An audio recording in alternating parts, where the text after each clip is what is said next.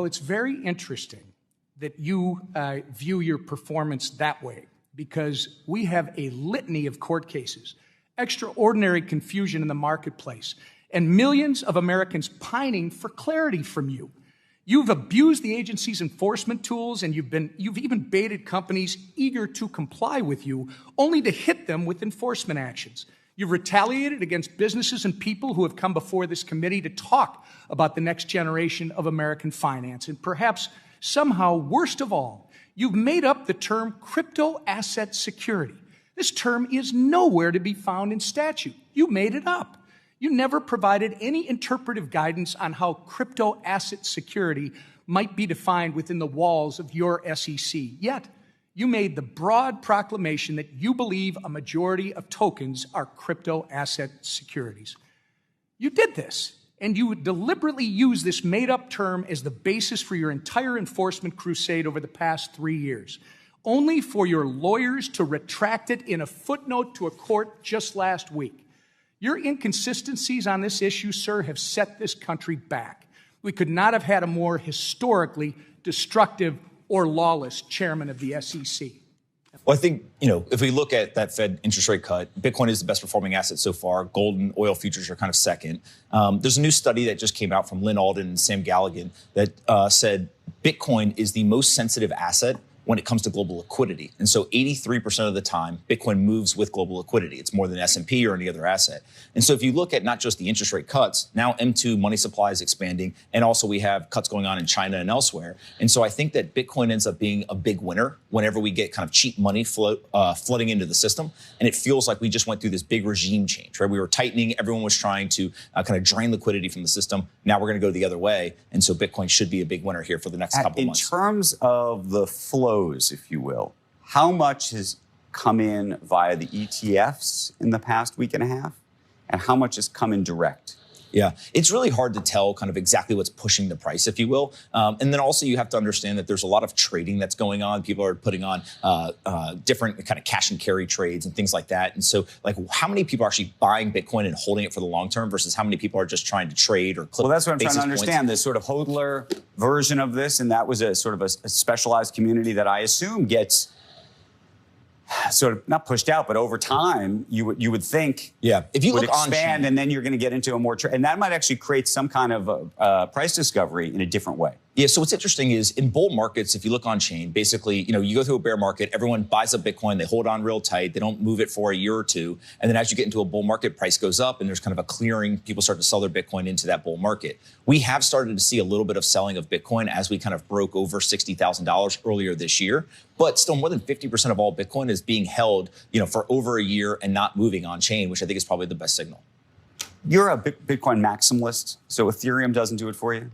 I wouldn't put myself in the Bitcoin maximalist bucket. I think that I'm a monetary maximalist, and I think Bitcoin is a big winner there. I think stable coins have product market fit and are going to be very large. And then also, I do think that there's going to be a lot of other technologies that end up being valuable. Ethereum, for me, last year I sold all the Ethereum and I bought Solana instead. And I thought that, that asset and that network is just cheaper, it's faster, it's going to probably do better. Because that becomes you think actually that becomes a true financial network? We keep talking about payments. I don't necessarily think of it so much, in crypto, I think that there's two revolutions going on. There's a monetary revolution, trying to be money, and that's where you see Bitcoin and stable coins. And then there's a technology revolution. And, do you need a blockchain or do you not? That's up for debate in a bunch of different ways. Maybe a curveball, but do you think Visa is a monopoly? I think that payments in general, Visa has done a very good job of, but it's really hard for me to get excited when people yell and scream about monopolies when I have plenty of other services. I go to the store and I see people using other products. How do you have a monopoly if there's, a big number two or a big number three? How is it a monopoly if we live in a digital global world? There's people who are using all kinds of different technologies. And so, sure, are they good? Are they big? Yes. But at this point, a monopoly means that you are the winner. I don't think you can say that in payments. Can you put this into context with what is going on in terms of stimulus efforts? I mean, we heard about the first sort of tranche of stimulus yesterday or, overnight the day before, and then another tranche today where they're actually going to be paying, part of it is paying poorer people actually direct checks, direct money, which is sort of a departure from what they typically do. How vulnerable is China given what it is doing?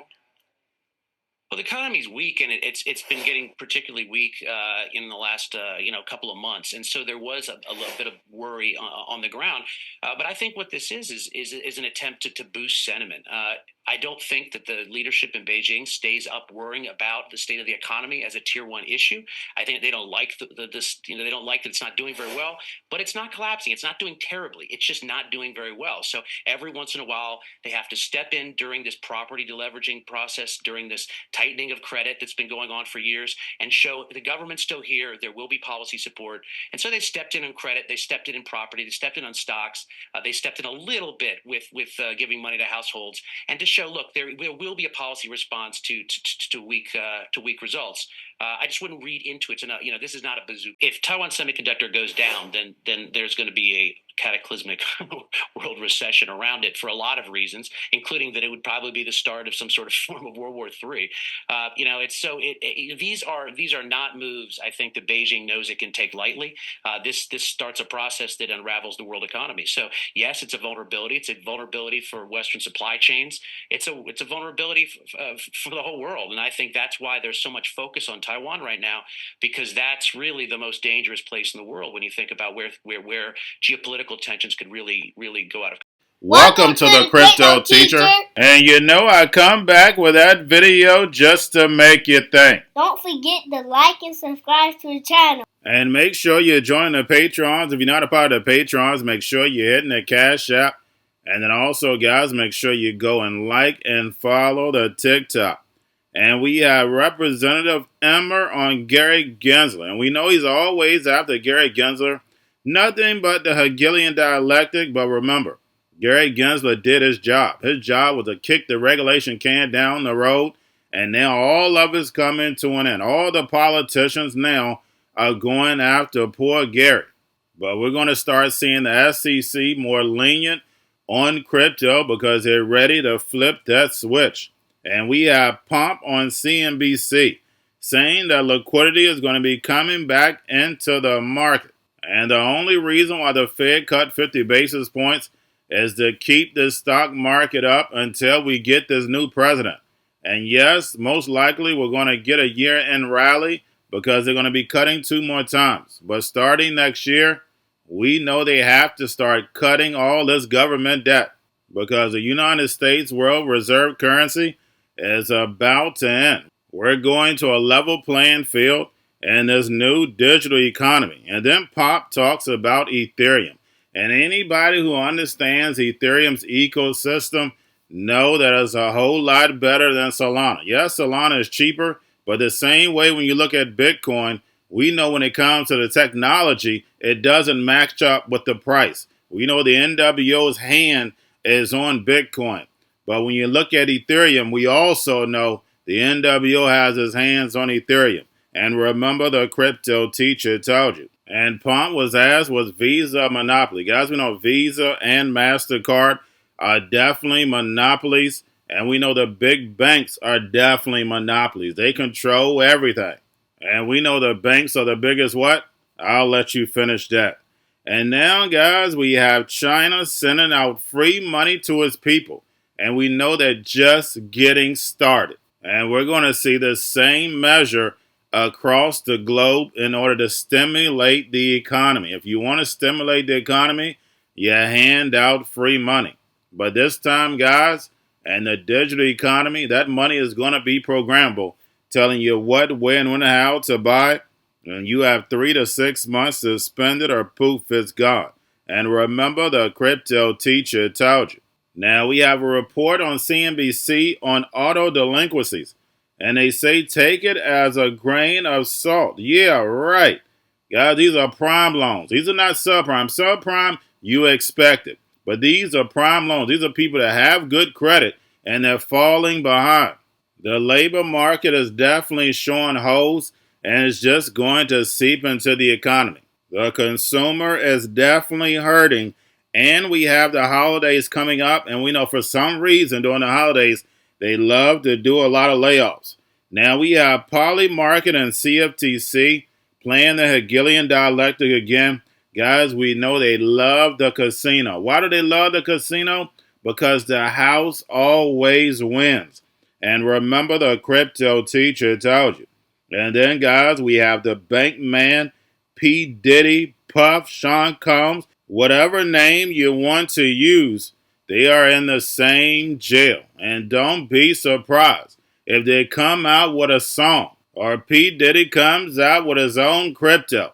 The NWO is definitely going to find a way to use this situation to push their agenda. And remember, the crypto teacher told you, because he knows when it comes to the NWO, it's all planned out. You have a wonderful day. But our next guest says to take the milestone with a grain of salt. UBS head of credit strategy, Matt Mish, joins us now.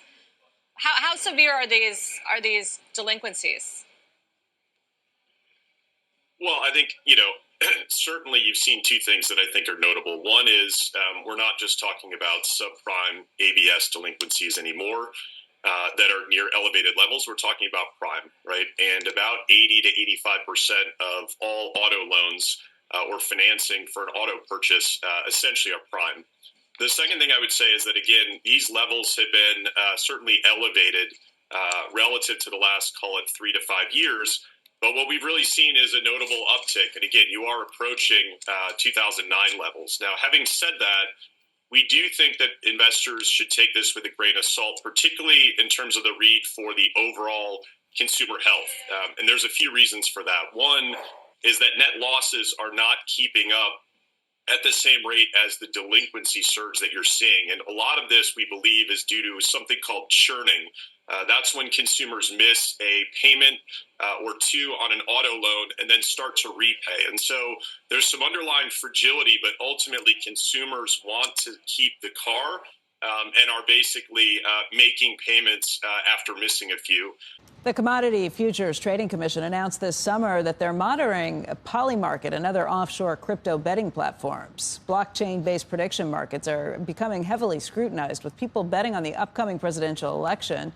And joining us right now to talk about it is the CFTC chairman, Russ Benham. Chairman, thank you for coming in today. Thanks, Becky. These are markets that we definitely keep an eye on. And these predicted type markets have been around for a long time. You could bet on just about everything. But obviously, with the election coming up, people look at these things very closely.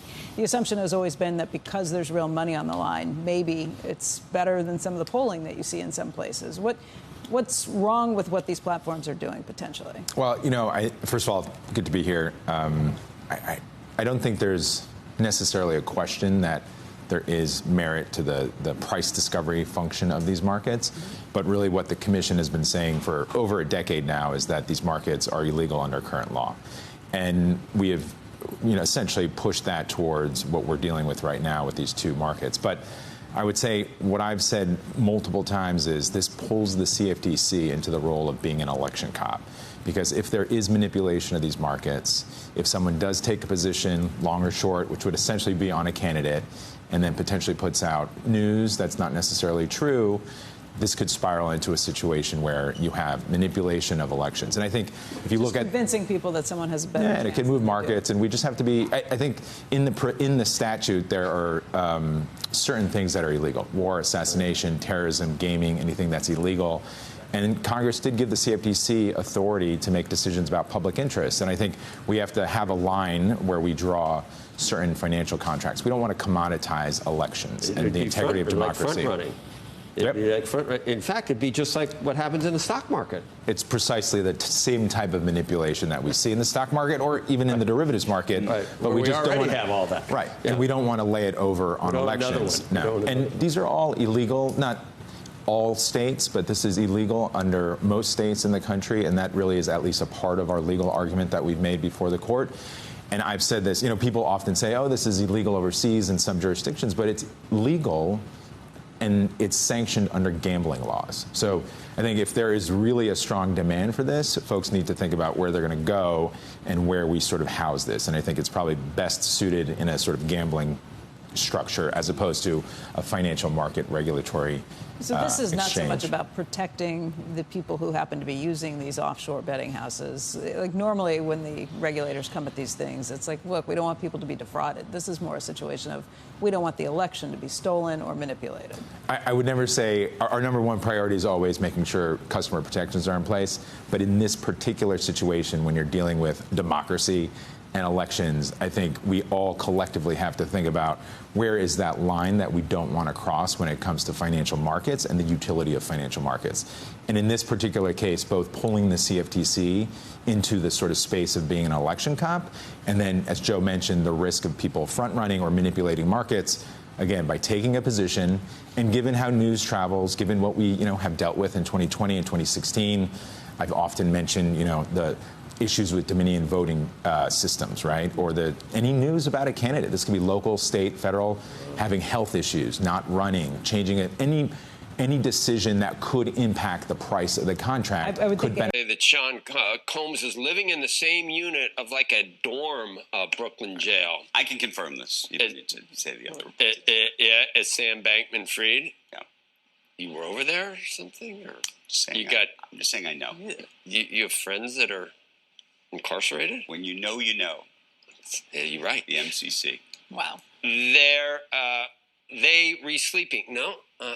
They're in this dormitory style thing. No, I know. I've seen it. Yeah, I visited once at LA jail. It's the scariest thing. Everybody's right. These guys are not roommates per se. They're in a unit. I get it. Right. Going to a different economy, and we're going to be learning more about that as we go. But clearly, we're learning that things can be done from remote locations. We're learning that technology can replace people even more than we thought. We're not going back to the same economy. We're recovering, but to a different economy, and it'll be one that is more leveraged to technology. And I worry that that is going to make it even more difficult than it was for many workers. In Silicon Valley, and my friends who work in technology know that what we did to the manufacturing workers, we are now going to do to the retail workers, the call center workers, the fast food workers, the truck drivers, and then even bookkeepers, accountants, insurance agents, lawyers, and on through the economy.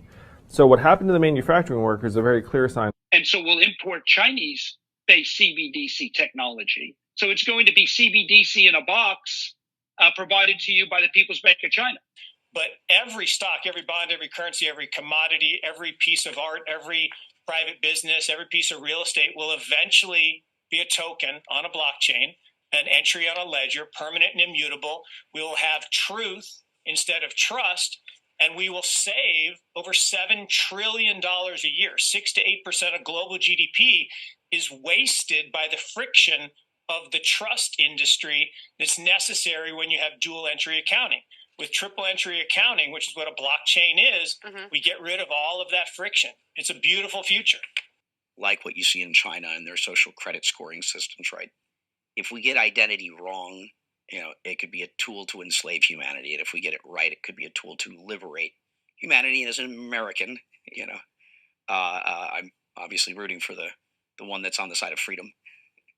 Bitcoin is an international asset. And also, I do believe the role of crypto is, it's digitizing gold. I actually believe this technology is going to be very important. Look at it. We have been part of the huge revolution in investing through ETFs. We believe that ETFs will be changing the whole way we invest.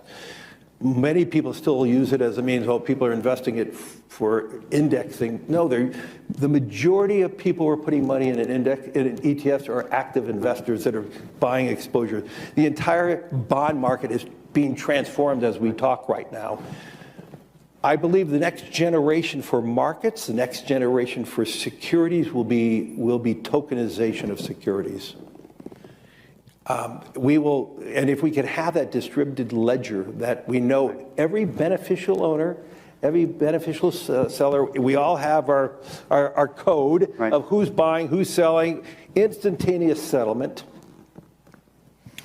And think about it, it changes the whole ecosystem. Chinese bank ICBC has been hit by a ransomware attack, and the U.S. Treasury market, as a result of that, has been disrupted. This, according to the Financial Times. We're getting more right now with Bloomberg's Shonali Bassick. Shonali, what do we know? Listen, we have the Financial Times now reporting that ICBC, one of China's largest banks here, was hit with a ransomware attack. And remember, they're a very significant intermediary in the Treasury market. The SIFMA has told its members that this has been part of the reason reason here that the system is kind of clogged up, if you will, during that auction that we saw a little bit before. The attack had prevented ICBC, according to the Financial Times, from settling Treasury trades on behalf of other market participants. A large executive at a major bank also telling the paper that such a large party on the fixed income clearing corp creates major concerns, potentially impacting the liquidity of Treasury markets. Now, it was not just a poor auction. It was absolutely lousy. And you know, when the dealers have to step in to save a Treasury auction, that's a rare occurrence. And Cryptoteacher and the new World Order book, plus the 3 kids books, is time to re-educate. Also, new to cryptos, Coinbase, Bitrue, Binance. Do not forget book links and crypto links are in the description. The stock channel, guys. Don't forget to go like, subscribe, spread everywhere. You have your Kobo, your chip stocks, your banking, your gaming. While everybody's sitting at home, get home stocks, the Seaver, the biotech stocks. And while everybody's at home wishing they were still getting that free money, what are they doing? Drinking and smoking weed. Don't forget about those stocks, and you have a wonderful day. The most powerful person in the world is the storyteller. The storyteller sets the vision, values, and agenda of an entire generation to come. Steve Jobs. And guys, you know I truly believe in this. When you look at the New World Order, they're the storytellers. And that's the reason why I wrote my New World Order book. But guys, now it's time to change the current generation. And I wrote 3 kids books. You know I love the Trinity because I understand the power that's in it. So I have 3 books. We have an opportunity to change the generation, to educate, not just me, but I want to show you that I take action on a daily basis. And I want you to take action on a daily basis. Whether it's your job, whether it's in your community, we have an opportunity right now to educate the masses. I posted this on my Twitter account. Please share, but this is a short clip of the 3 books. There's going to be a clothing line and action figures. Please get these books for your kids, nephews, cousins, friends, so therefore we can start the re-education now. Because as we see, the 4th Industrial Revolution foundation is definitely here. Robots, algorithms, drones, taking humanity out the picture. We have to re-educate. But let's get into the video. Part 1. King Joshua and Drama Tam save the village. Part 2. King Joshua and Drama Tam save New York from COVID Stories 3. Part 3. King Joshua and Drama Tam goes to China. It's mandatory to get part 1, part 2, and part 3 of this series. It's time to re-educate Generation Z.